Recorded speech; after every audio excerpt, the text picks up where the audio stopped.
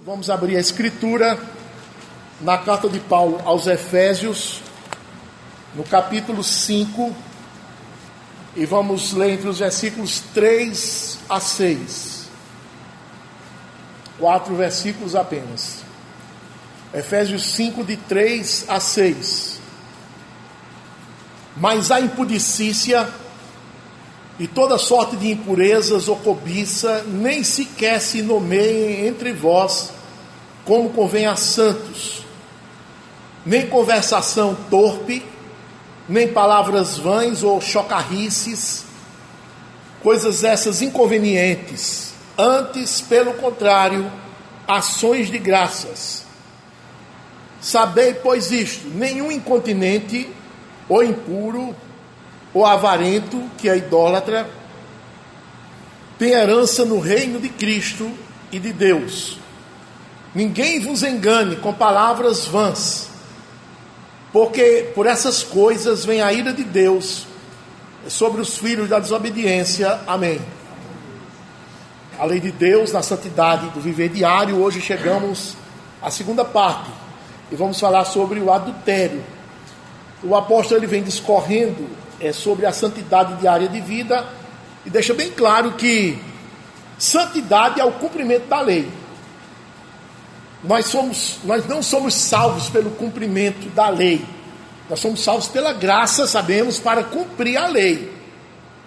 Se a lei é o caráter de Deus, então nós que somos seus filhos devemos andar mostrando o caráter do nosso Pai. Como filhos amados, andai, mostrando o caráter do Pai. É isso que ele ordena. Então Paulo já discorreu e vimos semana passada sobre o 9º mandamento, sobre o 6º mandamento, sobre o 8º mandamento. E hoje, especificamente, ele chega ao 7º mandamento: não adulterarás. E ele coliga com o 10º mandamento: não cobiçarás. Se naquele tempo do apóstolo, irmãos, esse mandamento era demasiadamente necessário, porque o povo do primeiro século lá, na cidade, no Oriente Próximo, onde ficavam as igrejas fundadas pelo apóstolo, viviam numa transgressão terrível do 7º mandamento. Hoje muito mais, com todas essas portas das perversões abertas, perversões sexuais que estão abertas ao nosso redor. Por isso nós iremos recapitular as lições que a Escritura nos ensina nesse texto, que foram as mesmas lições que Paulo ensinou à igreja de Éfeso, naquela oportunidade que ele escreveu a carta. Então, com esse título, a lei de Deus na santidade do viver diário, e falando especificamente sobre o 7º mandamento e sobre o 10º mandamento, nós vamos responder a seguinte pergunta: de qual adultério devemos fugir? De qual adultério devemos fugir? E nós vamos dar 3 respostas aos irmãos. O primeiro adultério que devemos fugir é o adultério nas ações.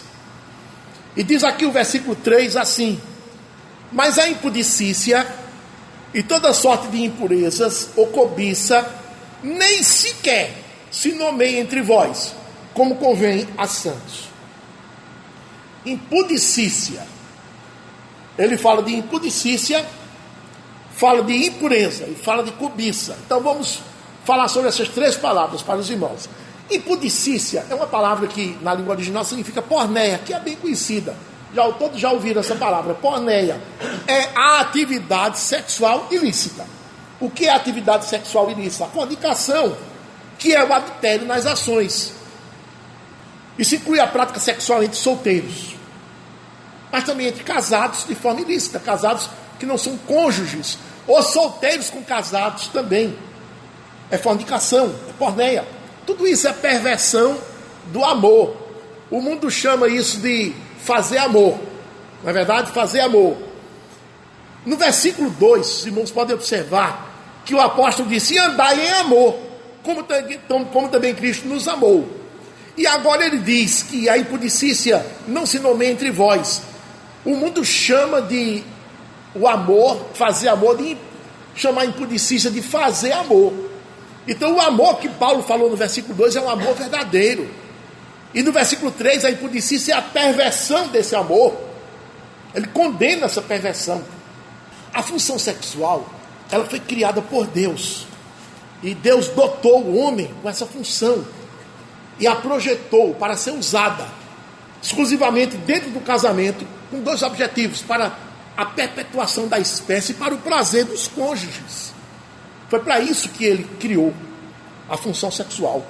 A gente pode ver em Gênesis capítulo 1, 27, primeira página da Bíblia, primeira página, primeiro capítulo 1, versículos 27 e 28, diz que Deus criou Deus, pois, o homem à sua imagem, a imagem de Deus o criou, homem e mulher os criou. E Deus os abençoou e lhes disse: sede fecundos, multiplicai-vos, enchei a terra e sujeitai-a, dominai sobre os peixes do mar, sobre as aves dos céus e sobre todo animal que rasteja pela terra. Então, essa primeira frase do versículo 28, que Deus os abençoou e lhes disse: sede fecundos, multiplicai-vos, enchei a terra, eles vão fazer isso exatamente usando a função sexual.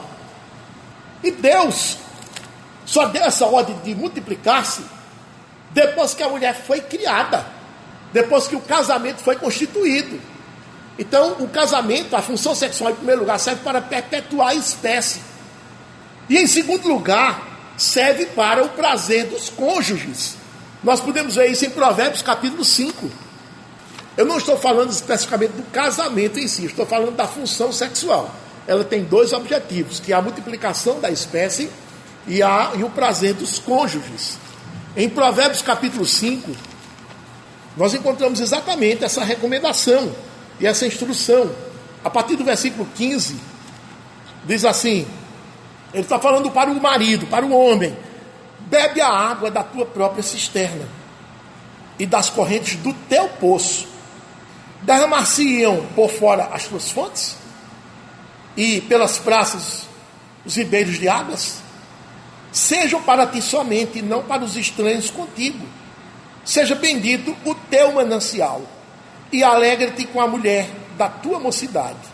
Corça de amores e gazela graciosa, saciem-te os seus seios em todo o tempo, e embriaga-te sempre com as suas carícias. Então, ele está falando aqui do prazer sexual entre os cônjuges, que é a segunda função da função sexual que Deus criou, dotou todos os homens. Porém, com a queda, meus irmãos, olhe, essa função sofreu uma perversão indizível. Indizível é a palavra que nós usamos. Não se tem ideia da perversão que essa função sofreu por causa da queda, com a queda. Porque, irmãos, Satanás, ele entra nessa história, ele estimula os homens a perverter essa função para humilhar a obra-prima da criação, que é o homem, ao mais baixo nível da imoralidade. Quero mostrar para os irmãos Levítico 20. Só um exemplo. Levítico capítulo 20, terceiro livro da Bíblia. Vejam a que nível chegou essa função por causa da perversão que veio pela queda no pecado. Capítulo 20, de versículos 15 e 16. Vejam o que está escrito aqui. Se também um homem se ajuntar com um animal, será morto e matarás o animal. Mas a perversão da função sexual chega ao nível de fazer com que o homem se junte com um animal. Mas não só o homem, 16, se uma mulher se achegar a algum animal. Dá para a gente entender isso, irmãos? É bestial, terrível isso aqui. Então vejam a que nível de baixeza chegou a função sexual por conta da queda, das perversões que se multiplicaram. Romanos capítulo 1, nós vemos também outras perversões sendo denunciadas. Romanos capítulo 1, versículos 26 e 27. Por causa disso os entregou Deus a paixões infames, porque até as mulheres mudaram o modo natural de suas relações íntimas por outro contrário à natureza.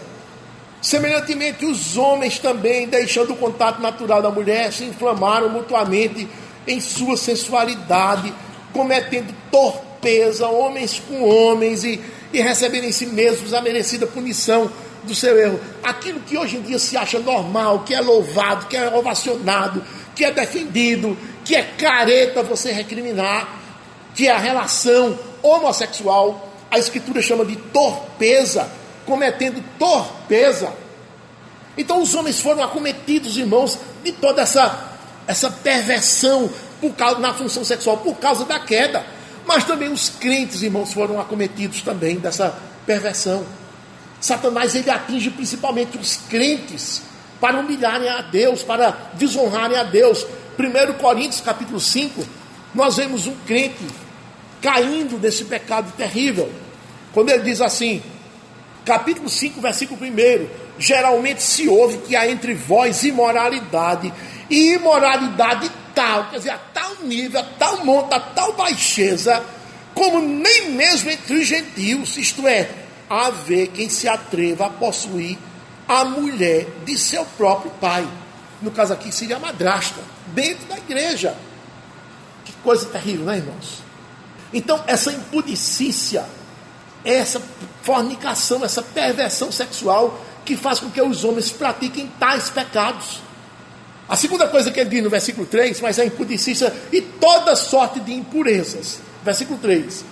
Isso aqui é definida, toda sorte de impurezas, é definida como uma obsessão desenfreada por assuntos de sexo. É uma obsessão. O sujeito não tem controle por assuntos de sexo. Ele busca isso, não é, com aquela avidez, com aquela fome. Isso também é adultério nas ações. Porque o sujeito vai comprar livros eróticos, vai fazer aquela leitura ansiosa de literatura pornô, ver aqueles filmes terríveis, irmãos, com lascívia. Quer dizer, tudo isso são ações. É a mesma coisa já denunciada, já lá no final do versículo 19. Versículo 19 do capítulo anterior, capítulo 4, ele denuncia dizendo que os pais tendo se tornado insensíveis, se entregaram à dissolução para com avidez, cometerem toda sorte de impurezas. Nessa expressão, toda sorte de impurezas, existem coisas que jamais podemos imaginar, meus irmãos. Elas são cometidas com avidez, com aquele desejo, sabe? Com aquele desejo ardente, sem qualquer acanhamento. Toda sorte de impurezas. Depois, ainda no versículo 3, ele fala do terceiro ponto, que é a cobiça. Mas a impudicícia, que é a primeira, toda sorte de impurezas, que é a segunda, ou cobiça, é a transgressão do 10º mandamento. E quando se refere à mulher do próximo, então ele automaticamente liga aqui a transgressão do 7º mandamento. Porque o 10º mandamento, quando ele fala da cobiça, não fala só da mulher do próximo, ele fala da mulher, fala do jumento, fala do bem, de outras coisas. Mas quando ele fala aqui especificamente da mulher, que é a primeira relação, primeira citação do versículo do capítulo do 10º mandamento, então ele liga exatamente ao adultério. A mulher do próximo não é necessariamente a esposa dele, pode também ser a filha. E a mulher do próximo, isso pelo olhar masculino, mas pelo olhar feminino, seria o marido da sua amiga, ou o namorado da sua amiga, olhando pelo olhar feminino. Aí depois o apóstolo junta essas três coisas, impudicícia, toda sorte de impureza e cobiça, e diz uma coisa muito grave em torno delas, que essas coisas sequer se nomeiem entre vós. O que é que ele está querendo dizer com isso? Essa frase aqui, sequer se nomeia entre vós, significa que o apóstolo está proibindo de que essas coisas sequer devem ser mencionadas pelo nome. Sequer devem ser mencionadas pelo nome. É o mesmo espírito do capítulo 5 de Efésios, versículo 12. Veja o que está escrito. Capítulo 5, versículo 12. Porque o que eles fazem em oculto, o só referir é vergonha. Só referir é vergonha. Os irmãos estão vendo como Deus exige de nós uma postura santa com relação a essas coisas. E nós vemos muitos crentes com essa postura santa. Precisamos também ter essa postura santa. Devemos ter cuidado para não pronunciarmos tais práticas, dando nome aos bois, como se você estivesse fazendo uma grande coisa, nomeando, numa palestra, no ensino da Escritura, na pregação, nas explicações que damos nos cultos domésticos, nos núcleos, mas também em conversas particulares, e até mesmo numa conversa íntima com a esposa, com o marido. Devemos evitar até pronunciar essas coisas, irmãos. É o tipo de referência, quando nós referimos, que não vai trazer benefício algum. não vai trazer edificação para quem ouve, não vai promover a glória de Deus. E pior, vai trazer desobediência ao arraial do Senhor. A gente conversa na frente de um, de outro, daqui a pouco você fica barateado. Você barateou a conversa, diminuiu a glória de Deus. Não convém, não convém. Esses pecados são tão horrendos e deploráveis que o mundo ele não deve ter a menor razão para sequer suspeitar da presença deles no meio dos crentes. Faça uma aplicação e digo a você, quando você olha ao seu redor, meu irmão, você constata que está morando no meio de Sodoma e Gomorra. É ou não é? Nós estamos morando no meio de Sodoma e Gomorra. Sem qualquer dúvida. E sabe que no seu coração, no nosso coração, ainda subjaz aquela natureza que gosta dessas coisas. Todos nós temos no coração aquele elemento da nossa natureza caída que gosta dessas coisas. Aí o que é que você faz? Você fica com a guarda aberta, dando chance para todos os tipos de perversões nessa área? Ou você se esforça para dar as costas, resguardando-se com a palavra de Deus? Você é um adúltero das ações? Nenhum crente é isento de pecado. Nenhum. Mas é muito difícil crer que é um crente que vive ávido por sexo, desenfreado, de fato é nascido de novo. Porque os adúlteros não herdarão o reino de Deus. Portanto, a ordem é fugir do adultério nas ações. Essa é a primeira lição. Fujam do adultério nas ações. Mas aí vem uma segunda lição. A lei de Deus, né, a santidade do viver diário e o adultério. De que adultério devemos fugir? Então, em primeiro lugar, foi o adultério nas ações. Em segundo lugar, devemos fugir do adultério nas palavras. Devemos fugir do adultério nas palavras. Versículo 4. Nem conversação torpe, nem palavras vãs ou chocarrices, coisas essas inconvenientes. Antes, pelo contrário, ações de graças. Essas conversações aqui não estão no campo da transgressão do 9º mandamento, porque nós sabemos que a transgressão do 9º mandamento eminentemente se verifica pelo falar, pela linguagem, pela nossa boca. Mas essas transgressões aqui citadas pelo apóstolo não estão no campo do 9º mandamento, estão no campo do 7º mandamento, não adulterarás. São conversas pejorativas envolvendo sexo, porque o contexto indica isso. Primeira coisa que o apóstolo diz aqui é a conversação torpe, tá vendo? Conversação torpe, palavras vãs, chocarrice. Ele diz 3 coisas. Então, que é essa conversação torpe? É a conversa obscena, envolvendo sexo. Conversa baixa, grosseira, nojenta, asquerosa, com termos chulos, esses termos que os moleques usam, que os homens usam nos bares. Esse é o adultério de palavras. Não podemos ter essa linguagem obscena, de forma nenhuma. Ainda no versículo 4 ele diz a segunda coisa: nem conversação torpe, nem palavras vãs. Palavras vãs são palavras tolas, destituídas de senso, também envolvendo sexo, sempre em torno do sexo. Tipo assim, será que aquela garota faz isso e faz aquilo? Será que aquele homem não está dando cantada em fulano, em ciclana? Palavras, sabe, irmãos, baixas, que são expressões envolvendo sexo e são ditas de forma inútil, suspeitosa e cheias de curiosidades tolas e inúteis. Por que você quer saber disso? O que é que lhe interessa? Isso também é adultério nas palavras. Por isso, irmãos, cuidado quando você for à barbearia. Aquelas conversas terríveis daqueles homens que estão lá, os barbeiros e os clientes. Cuidado, mulheres, quando forem ao salão de beleza. Vocês não sabem que quando as mulheres se juntam naquele salão de beleza, só sabe que não presta. Cuidado, você como mulher crente tem que temperar aquele ambiente. Ambientes de trabalho, principalmente na hora da folga ou na hora da refeição. Cuidado, que a tendência, você lida com ímpios no dia a dia. A tendência é apodrecer a conversa, a tendência é essa. Em grupos de WhatsApp, cuidado nos grupos de WhatsApp, mesmo os grupos familiares. Cuidado. Conversas vãs. Conversação torpe, palavras vãs. Terceira coisa, chocarrice. Chocarrice é aquela palavra zombeteira. Ou piada imoral. Uma piada imoral. aquela graçola maliciosa.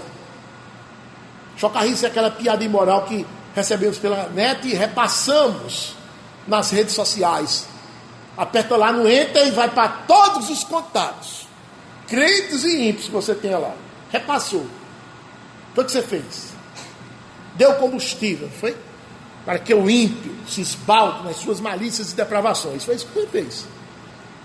Chocarrice, irmãos, é abrir a boca e zombar da roupa curta das meninas, do andar efeminado dos homens da atualidade. É abrir a boca e zombar dos travestis que ficam ali na esquina, rodando a bolsinha a partir das 9 da noite. Deus não quer que você se ache melhor do que nenhum desses citados, porque você não é mesmo melhor. Por isso que ele disse assim: não critique, não use chocarrices. Pelo contrário, faça o quê? Ações de graças. Eu não sou melhor do que essas moças que andam nuas. Eu não sou melhor do que esses homens que andam se requebrando com roupas de mulher. Eu não sou melhor do que eles. Eu não sou melhor do que esses travestis que estão nas esquinas rodando a bolsinha. Eu não sou melhor. Por isso, Senhor, graças te dou, porque a tua graça veio sobre mim e me livrou desses pecados horríveis, porque eu poderia estar no lugar deles. O apóstolo disse: evita a chocarrice. Antes, use ações de graças.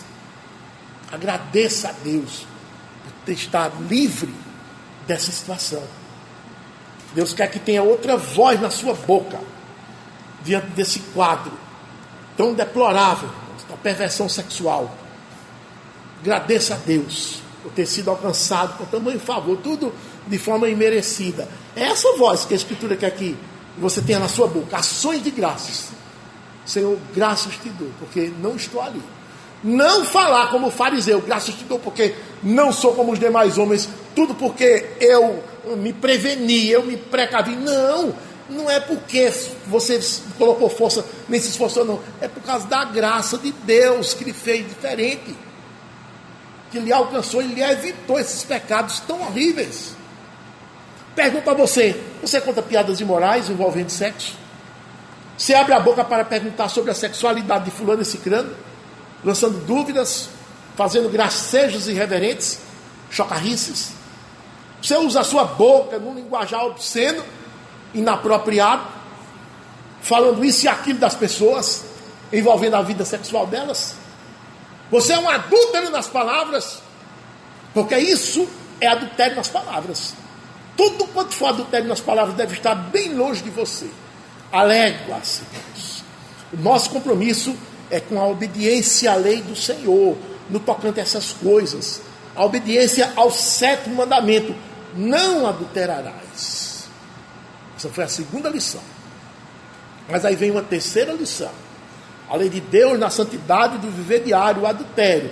De qual adultério devemos fugir? Em primeiro lugar, do adultério nas ações. Em segundo lugar, do adultério nas palavras. E em terceiro lugar, devemos fugir do adultério nos pensamentos. O adultério não se manifesta somente nas palavras, somente na prática, mas também no pensamento. Aliás, é aí onde tudo começa. É aí onde tudo começa. Versículo 5 diz assim: sabei, pois, isto: nenhum incontinente, ou impuro, ou avarento, que é idólatra, tem herança no reino de Cristo e de Deus. Olhe para essas palavras: incontinente, impuro e avarento. Todas elas, irmãos, se referem aos pensamentos. E eu vou explicar cada uma delas detalhadamente. A primeira é incontinência. Incontinência é uma palavra que nós aplicamos àquela pessoa que não controla a sua vontade. Por exemplo, a criança, ela está no culto. Quando ela quer fazer xixi, ela faz xixi. Ela não controla a sua vontade. Chegou a hora, pronto. Trazendo essas palavras para o ambiente do adultério, ela indica aquela pessoa que não tem o menor domínio sobre a vida sexual. Não tem o menor domínio. É aquela pessoa que atende de imediato todos os seus desejos ilícitos na área sexual. Ela atende de imediato. A resistência dela é zero. E onde é que começam esses desejos ilícitos? Onde é? Aqui, ó, no pensamento, que a Escritura chama. É no coração que começa. Acerca disso, veja o que foi que Tiago disse. Tiago no capítulo 1, depois de Hebreus. Tiago 1, de 13 a 15, diz assim: ninguém ao ser tentado diga, sou tentado por Deus. Porque Deus não pode ser tentado pelo mal, e Ele mesmo a ninguém tenta.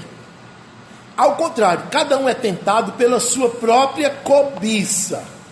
Ele está dizendo, quando você transgride o 10º mandamento, que é o não cobiçarás, você é tentado. Cada um é tentado pela sua própria cobiça. Quando esta o atrai e o seduz. Atrai é quando você vê. Seduz é quando você já se deleita em ficar vendo. Então a cobiça, depois de haver concebido, dá à luz o pecado. E o pecado, uma vez consumado, gera a morte. Observe que Tiago aqui, ele fala essas palavras e coloca isso numa parábola, dentro do contexto de uma gestação, né? De uma gestação, a mulher engravida, aí passa ali os 9 meses, aí depois dá a luz. Observou? O tempo entre a cobiça e a morte é a gestação. Você olhou e começa a se deleitar. Você olhou, ficou atraído, aí fica seduzido. Aí se deleita em ficar olhando aquelas coisas. Ali você gera o pecado. É como se fosse a fecundação, gerou o pecado. Já tem um feto lá. Aí você vai agora ficar, você fica aquilo, ó. Fica, gerando e está lá, né, gestando, até o dia que chega a luz. Você vai cometer tudo aquilo que você pensou, que você desejou, que você alimentou. Você comete. Então você dá a luz não a uma criança, mas você dá a luz ao pecado. E esse pecado vai gerar o quê? A morte. E o pecado consumado gera a morte. Paulo também falou a mesma linguagem da Escritura, do pastor Tiago. Claro, foram todos dirigidos pelo Espírito Santo, aquele que tudo sabe. Voltando lá para Efésios, no capítulo 5, ele liga aqui, no versículo 5, ele liga a incontinência com a cobiça. Sabei, pois, isto, nenhum incontinente ou impuro ou avarento, que é idólatra, tem herança do reino de Cristo e de Deus. O incontinente e o impuro. O impuro é no pensamento, né? A cobiça. Aí depois dele falar sobre a incontinência, ele vai falar sobre a segunda palavra, impuro. Vem a impureza. E nesse caso ele está se referindo à impureza do pensamento. Quando você abriga pensamentos impuros no coração, na mente, com respeito a sexo. Tudo é com respeito a sexo. É o contexto do 7º mandamento que estamos tratando aqui. O ímpio, meus irmãos, é aquele que faz questão de abrigar tais pensamentos na sua mente. Um dia, uma atriz famosa americana estava dando uma entrevista e ela disse, o pecado que eu mais amo é cobiçar. Ou como eu me deleito em cobiçar. E disse isso publicamente, sem nenhum pudor. O ímpio, então, faz questão de abrigar esses pensamentos na sua mente. Ele se ufana deles, ele se gloria desses pensamentos, ele se deleita em pensar sobre ele por horas a fio. Ele deita lá, ele se perde em pensamentos. Tudo isso com prazer, irmão, sem qualquer culpa. Ao contrário do crente, irmãos, ele logo rechaça tais pensamentos, porque ele obedece às ordens da palavra de Deus, conforme está escrito aqui em Filipenses, Filipenses, capítulo 4, versículo 8, 2 páginas à frente. Finalmente, irmãos, tudo que é verdadeiro, tudo que é respeitável, tudo que é justo, tudo que é puro, tudo que é amável, tudo que é de boa fama, se alguma virtude há e se algum louvor existe, seja isso que ocupe o vosso pensamento.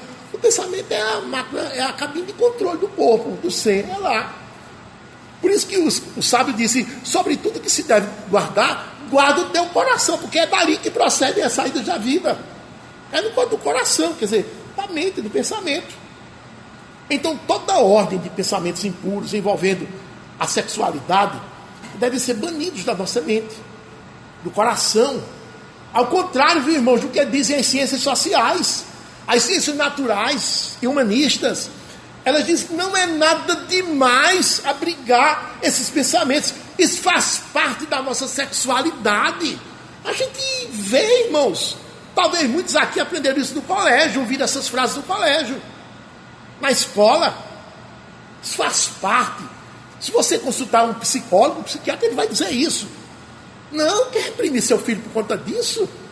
Isso faz parte da sexualidade, do desenvolvimento. O adolescente deve sim abrigar do seu coração tais pensamentos, porque isso faz parte, isso é sadio para o desenvolvimento da sua mente. Irmãos, é assim que a psicologia diz, é assim mesmo. A filha chegou em casa com as conversas diferentes, envolvendo sexualidade, a mãe se apavorou. Minha filha, onde você aprendeu isso? No colégio. Com seus colegas? Não, foi na aula. Foi na aula.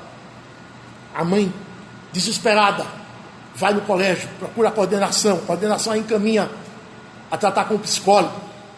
Ou a psicóloga, normalmente a psicóloga. E ela diz, não, mãe, a senhora está muito retrógrada, mãe.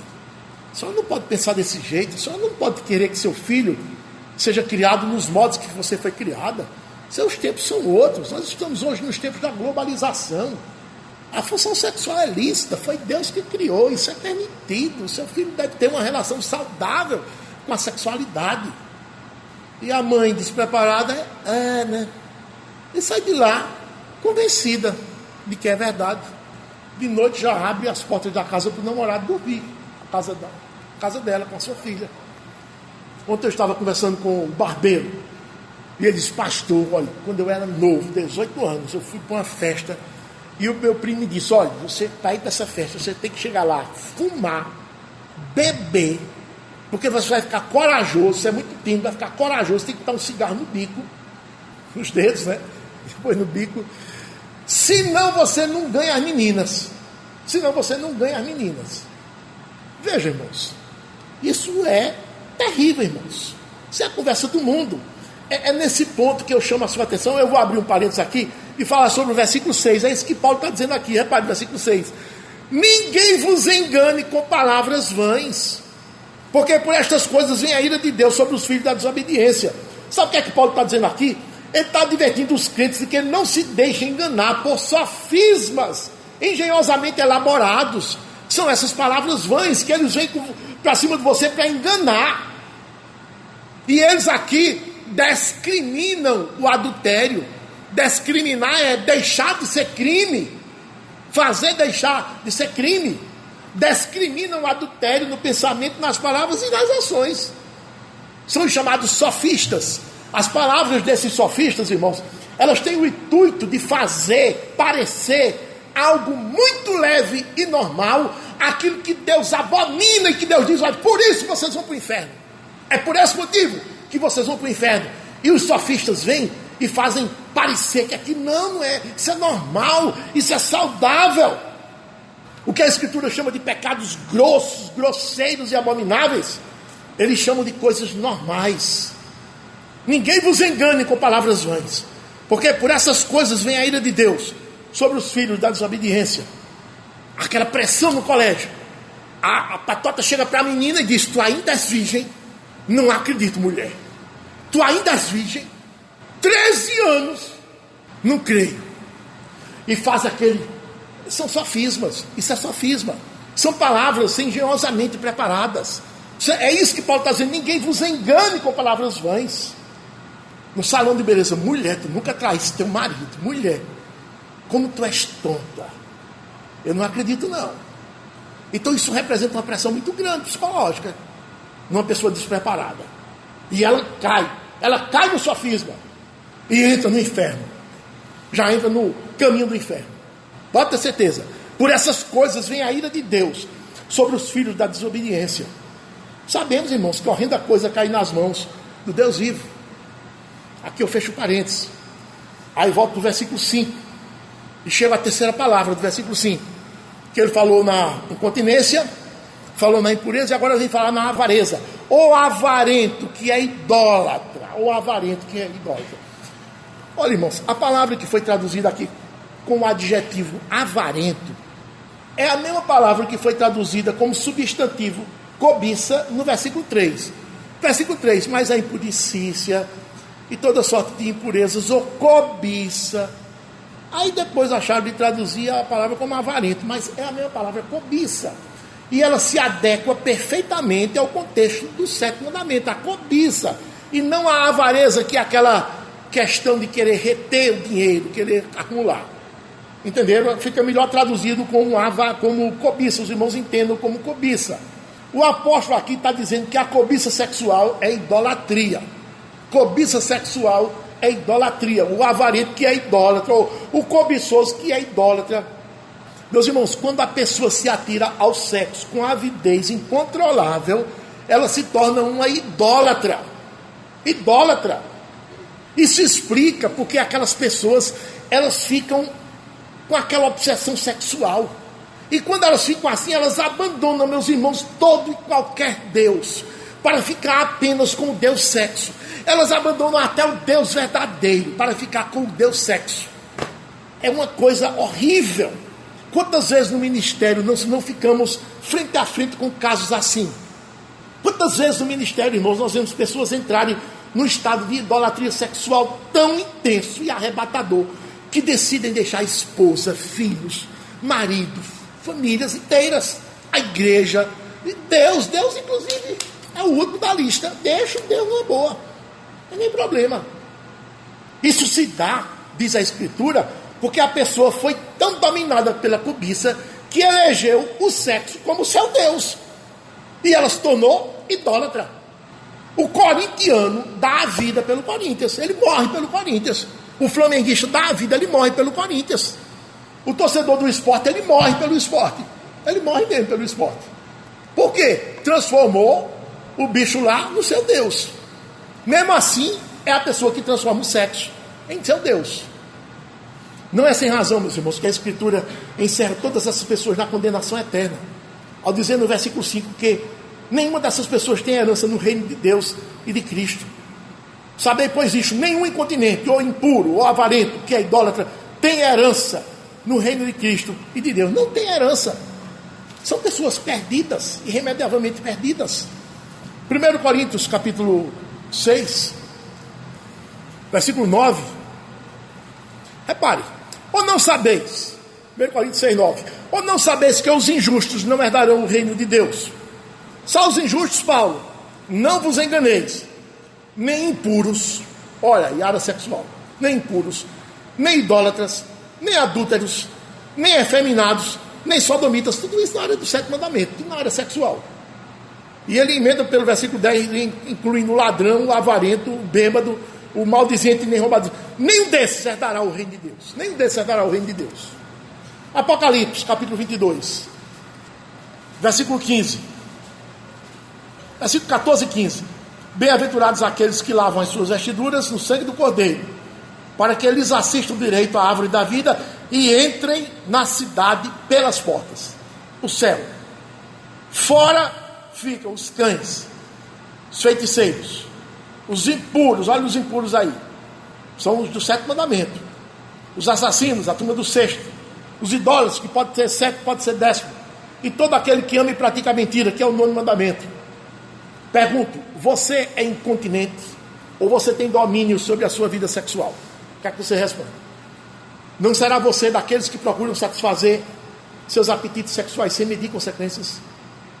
Enquanto a sua mente, você tem banido os pensamentos impuros, tem se esforçado para isso, tem logrado êxito. Enquanto a cobiça, quais são as coisas que seus olhos desejam? Tudo aquilo que vê, mesmo sendo ilícito. Você é um adúltero do pensamento. Fugir do adultério do pensamento foi a terceira lição. Chegamos à conclusão: o viver santo implica em controle da vida sexual. Podemos concluir isso, irmãos. O viver santo implica no controle da vida sexual. Como é que você vai ser santo se você não controla? É uma das áreas mais perigosas que existem. O viver santo diário implica na obediência ao 7º mandamento: não adulterarás. O viver santo diário nos incentiva a fugir de transgredir o 7º mandamento da lei do Senhor. Todos são tentados nessa área, mas o crente é vitorioso, porque ele não vive no pecado. O nosso tempo, irmãos, é seguramente o tempo mais depravado de todos os tempos na área sexual. Lá no tempo de Sodoma e Gomorra era localizado. Lá no tempo do primeiro século era localizado ali, naquela região do Império Romano, no domínio. Mas hoje, irmãos, é globalizado. Até entre os silvícolas. Até entre os silvícolas, está tudo dominado. Perdeu-se toda vergonha e pudor. Ló viveu num tempo como esse. Diz a Escritura, todos os dias ele tinha a sua alma atormentada por causa do comportamento libertino dos habitantes à sua volta. Todos os dias a sua alma era atormentada. Todos os dias. Então cumpre-nos ter uma postura igual a essa de Ló. Atormentar a nossa alma por conta disso. Nós não podemos nos conformar com esse mundo. Precisamos nos inquietar e agir em sentido contrário, porque essa é a postura que se espera de um crente que foi salvo pelo Senhor Jesus. Jesus salva os crentes para que eles vivam em santidade, obedecendo a sua lei. Portanto, não adulterarás. Quem tem ouvidos para ouvir, ouça. Amém.